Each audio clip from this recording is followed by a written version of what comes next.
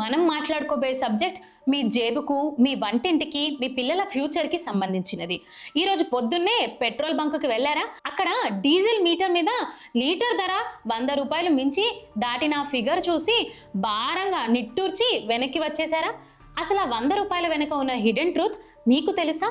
ఇది కేవలం tax hike మాత్రమే కాదు, ఇది మన well plan structured petrol mafia. అవును, నేను వాడుతున్న పదం మాఫియానే. ఎందుకంటే ఒక కామన్ సిటిజన్స్కి 40 రూపాయలకే అందించాల్సిన వస్తువుని ఆర్టిఫిషియల్ బ్యారియర్స్ని సృష్టించి 100 రూపాయలకి పైగా అమ్ముతుంటే దాన్ని బిజినెస్ అనరు, ఎక్స్ప్లోటేషన్ లేదా దోపిడీ అంటారు.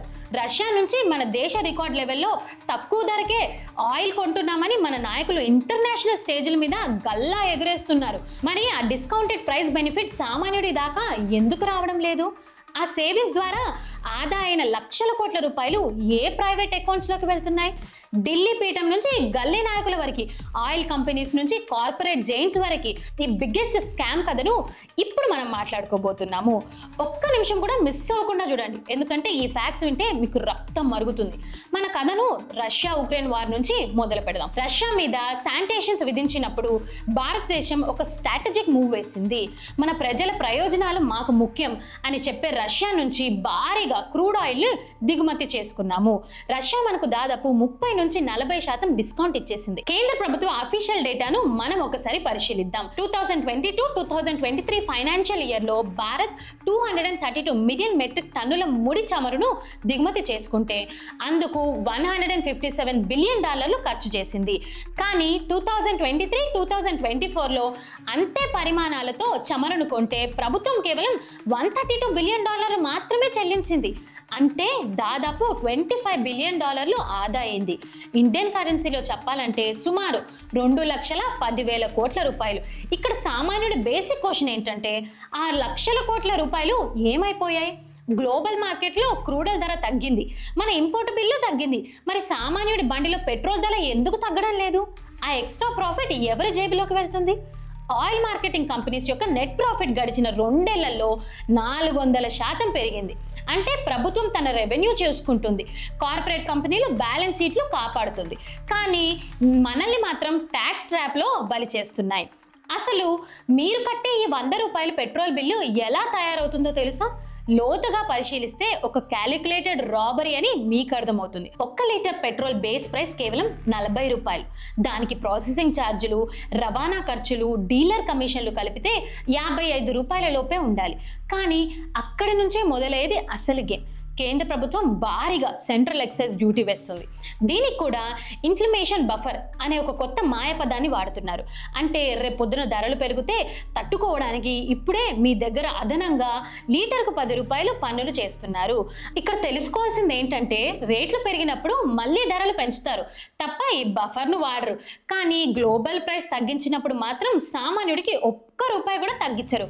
ఇది ఆర్గనైజ్డ్ చీటింగ్ కాదా?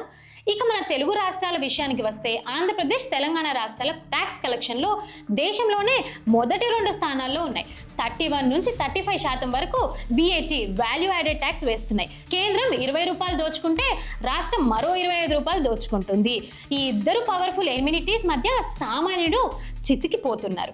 ధరలు పెంచినప్పుడు ఒకరిపై ఒకరు బ్లేమ్ గేమ్ ఆడుతూ ఉంటారు, కానీ ట్యాక్సులు తగ్గించి కామన్ మ్యాన్కు ఊరటనివ్వాలని మాత్రం ఏ ఒక్కరికి అనిపించదు. ఇక్కడ ఒక షాకింగ్ రియాలిటీ ఉంది. భారత్ పెట్రోల్ కేవలం దిగుమతి చేసుకోవడమే కాదు, భారీగా ఎక్స్పోర్ట్ కూడా చేస్తుంది. అవును, మీరు విన్నది నిజమే. రష్యా నుంచి తక్కువ ధరకే ముడి చమురును భారత్ కొంటుంది. మన దేశంలోని ప్రైవేట్ రిఫైనర్స్ రిలయన్స్, నాయర్ వంటివి ఈ ఆయిల్ని శుద్ధి చేస్తాయి. అసలు ట్విస్ట్ ఇక్కడే మొదలవుతుంది. ఆ ఆయిల్ని అమెరికాకు, యూరప్ దేశాలకు అతి తక్కువ ధరకే ఎక్స్పోర్ట్ చేస్తున్నారంట. మన దేశంలో నుంచి తయారయ్యే పెట్రోల్ అమెరికా వాడికి 70 రూపీస్కే దొరుకుతుందంటే, అదే పెట్రోల్ భారతీయుడు మాత్రం 110 రూపాయలకి కొనాలి. 2023లో మన భారతదేశం దాదాపు 7 లక్షల కోట్ల రూపాయలు విలువైన పెట్రోల్ ఉత్పత్తులను ఎగుమతి చేసింది. ఇదెక్కడ జస్టిస్? మన దేశ వనరులు వాడుకొని మన దేశ రిఫైనింగ్ చేసి పరాయి వాడికి తక్కువ ధరకిస్తూ స్వదేశీ ప్రజల రక్తాన్ని మాత్రం పిండుతున్నారు. ఆయిల్ కంపెనీలు గడుస్తున్న వేల కోట్ల లాభాలు, మీకు ఒక్కపై కూడా స్టేక్ లేదు. కనీసం ఇంటర్నేషనల్ ప్రైస్ డ్రాప్ ప్రయత్నాన్ని కూడా ప్రజలకు చేరనివ్వకపోవడం, ఇది పెట్రోల్ మాఫియా కాదా? ఇప్పుడు మన రాజకీయ నాయకుల డబుల్ స్టాండర్డ్స్ గురించి మాట్లాడుకుందాం. 2012లో పెట్రోల్ ధర 70 రూపీస్ ఉన్నప్పుడు అప్పటి ప్రతిపక్ష నాయకులు రోడ్డుపై వంట వార్పు చేస్తూ నానా హంగామా చేశారు. పెట్రోల్ ధర పెరగడం ప్రభుత్వ ఇన్కంపిటెన్స్ అని గొంతు చించుకున్నారు. మరి అదే నాయకులు ఈ రోజు అధికారంలో ఉండి 110 రూపాయలు ఎలా జస్టిఫై చేస్తున్నారు? ఇక మన తెలుగు రాష్ట్ర ప్రజలకి నాయకుల పరిస్థితి మీకే తెలిసింది. తెలంగాణలో ప్రస్తుతం ముఖ్యమంత్రి రేవంత్ రెడ్డి గారు అపోజిషన్ లో ఉన్నప్పుడు 40 రూపాయలకే పెట్రోల్ ఇవ్వచ్చు, కేసీఆర్ ప్రభుత్వం దోచుకుంటుంది అని అగ్రెసివ్ స్పీచ్లు ఇచ్చారు. ఇప్పుడు ఆయన ముఖ్యమంత్రి అయ్యారు, ట్యాక్సులు తగ్గించారా లేదా? సరే, అసలు ఆ ఇష్యూనే మర్చిపోయారా? ఆంధ్రప్రదేశ్ పరిస్థితి దీనికంటే వరస్ట్గా ఉంది. జగన్మోహన్ రెడ్డి గారు కానీ చంద్రబాబు నాయుడు గారు కానీ అధికారంలో ఉన్నప్పుడు పన్నులు పెంచుతారు, ప్రతిపక్షంలో ఉన్నప్పుడు ప్రొటెస్టులు చేస్తారు. పెట్రోల్ ధర పెరిగితే ఎక్సెన్షియల్ కమాండ్మెంట్స్ ధరలు ఆకాశాన్ని తాకుతున్నాయి, మీకు తెలీదా అని ఒక కమెంట్ చేస్తారు. వీరికి తెలీదా? ఖచ్చితంగా తెలుసు. కానీ మీకు సబ్సిడీలు, ఉచిత పథకాలు ఇచ్చి మీ దగ్గర నుంచి పెట్రోల్ రూపాయలు నెలకు 1000 రూపాయలు ఇండైరెక్ట్ గా పన్నులు చెల్లిస్తున్నాము. అది మనకు అర్థం కాదులేండి. ఇది ప్రజలకు మ్యానిపులేట్ చేసి దోచుకుంటున్న పద్ధతి కాదా? అయినా వాటి గురించి మనం పట్టించుకోము. ఫ్రీబీసులు ఎంత దాకా వస్తున్నాయనే దాని గురించి చాలా బాగా ఆలోచిస్తాం. ప్రభుత్వ రంగ సంస్థలను IOC, HP, BPCL all time high profits లోనే ఉన్నాయి. ముడి చమురుల ధరలు పెరిగినప్పుడు ఇన్స్టాంట్లీ ధరలు పెంచే కంపెనీలు, గ్లోబల్ మార్కెట్లో క్రూడల్ ధరలు పడిపోయినప్పుడు నెలల తరబడి ధరలు ఎందుకు తగ్గించడం లేదు? దీనికి కారణమే wind file tax. Oil companies వచ్చే సూపర్ ప్రాఫిట్స్ మీద ప్రభుత్వ ట్యాక్సులు వేసి తన ఖజానా నింపుకుంటుంది.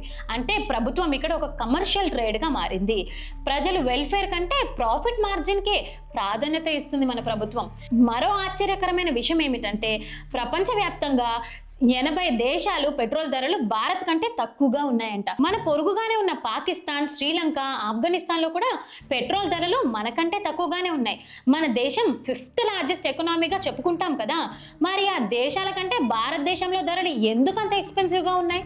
ఎందుకంటే ఇక్కడ సిస్టమ్ సామాన్యుడి కోసం కాదు, మాఫియా కోసం వచ్చింది. ఈ సమస్యకు ఒక్కటే ప్రాక్టికల్ సొల్యూషన్ ఉంది.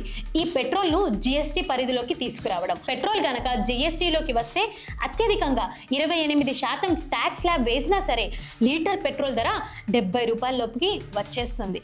కానీ ఏ రాష్ట్ర ప్రభుత్వం దీనికి పర్మిషన్ ఇవ్వదు, ఏ కేంద్ర ప్రభుత్వం దీనిపై ప్రెషరు తీసుకొని రాదు.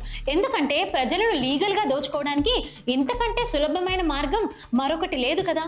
మనం అడుగుతున్న ప్రశ్న ఒక్కటే, రష్యా నుంచి ఆదా అయిన ఆ 2 లక్షల కోట్లు ఏ డెవలప్మెంట్ వర్క్కి వెళ్తున్నాయి? ఇన్ఫ్లమేషన్ బఫర్ పేరుతో ప్రజల నుంచి పన్నులు చేస్తున్న 1000 కోట్లు ఎవరికి చేరుతున్నాయి? ఏ అకౌంట్లో డిపాజిట్లు అవుతున్నాయి? ఎన్నికలప్పుడు ఇచ్చిన మేనిఫెస్టో ప్రామిస్లు గెలిచాకెందుకు వానిష్డ్ అయిపోతున్నాయి?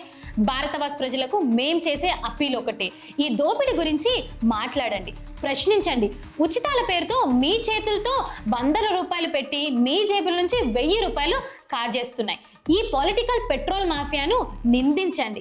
మనం మౌనంగా ఉన్నంత కాలం వాళ్ళు మన రక్తాన్ని జలగల్లా పీలుస్తూనే ఉంటారు. ఈ వీడియోలో మేము చెప్పిన అనాలిసిస్ ప్రతి భారతీయుడికి చేరాలి. ఈ ఇన్వెస్టిగేటివ్ రిపోర్ట్ని ప్రతి ఒక్కరికి షేర్ చేయండి. సామాన్యుడి వాయిస్గా భారతవాజ్ ఎప్పుడూ ఉంటుంది. ఈ పెట్రోల్ మాఫియాపై మీ ఒపీనియన్ కామెంట్ రూపంలో మాకు తెలియజేయండి. నిజం గెలవాలి, సామాన్యుడికి జస్టిస్ జరగాలి. జై హింద్.